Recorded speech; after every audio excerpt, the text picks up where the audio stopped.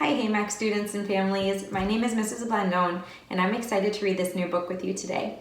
This book is especially exciting because it's bilingual. It has words in English and in Spanish. I want you to be looking out for color words in Spanish as well as other words that we could use to describe Hispanic culture. This book especially talks about the Mexican culture, so let's see what we can find out about it. So I want to talk a little bit about something that jumped out to me when I was looking at the language of the title. The title is Green is a Chili Pepper. So when I read this title, it sounds kind of backwards to me. If I were describing a chili pepper, I wouldn't say green is a chili pepper. I would probably say a chili pepper is green if I were describing it. So let's look at the language around this linking verb is and see what we can find out about maybe why this book is written a little bit differently. So daffodils are some of my favorite springtime flowers. They're so bright and cheery. I like to have them around as much as I can in the spring. Let's think about the color. All right, so what would I say? How could I describe these daffodils? There are a few different ways. I could say the daffodil is yellow. I could say I have a yellow daffodil.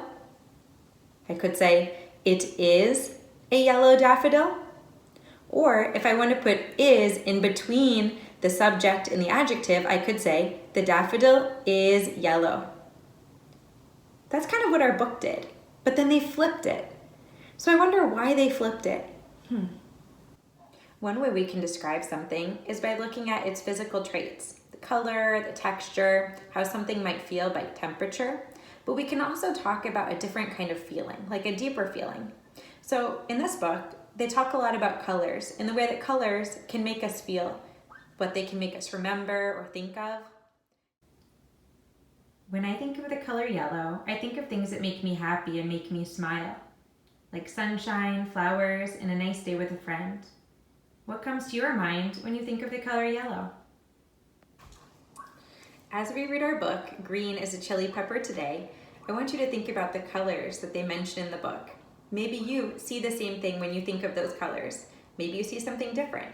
I want you to be thinking about that as we read the book. And afterwards, I'm going to ask you for some of your ideas. Green is a Chili Pepper, a book of colors, written by Roseanne Greenfield Throng, illustrated by John Parra. Red is a receta.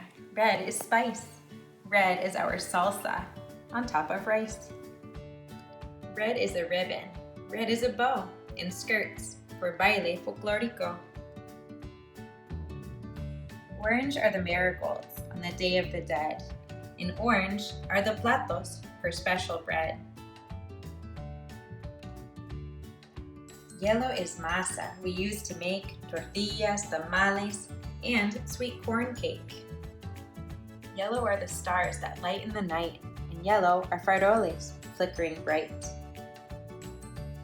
Green are the corn stalks, green are the pails. Green is a bench for abuela's tales. Green is a chili pepper, spicy and hot. Green is cilantro inside our pot. Blue is the endless sky above and handmade crafts for those I love. Purple are the rides that swirl and spin and the feria prizes that we win. Pink are adornos and candles that glow. Pink are piñatas, watch out below. Brown is a churro, warm and sweet, and homemade chocolate, a special treat. White are the flowers we put in a vase, and sugar skulls, and handmade lace.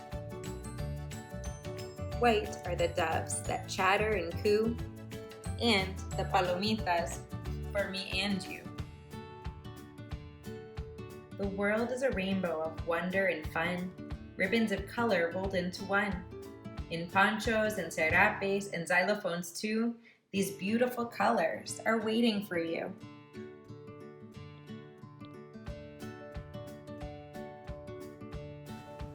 Did you enjoy the story? I know I did. Now let's do some writing to reflect on what we heard. I'm going to write about my daffodils, of course. Let's hear what I have to say.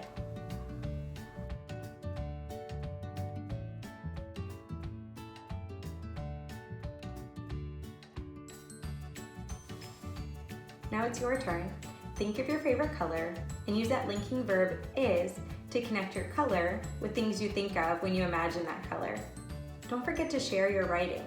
You can share it with friends and family, or you could send it to your teacher's email address. I'm sure they would love to see what you come up with. That's all for today, HAMAC students and families. I hope you're all well, healthy, and staying positive. See you soon.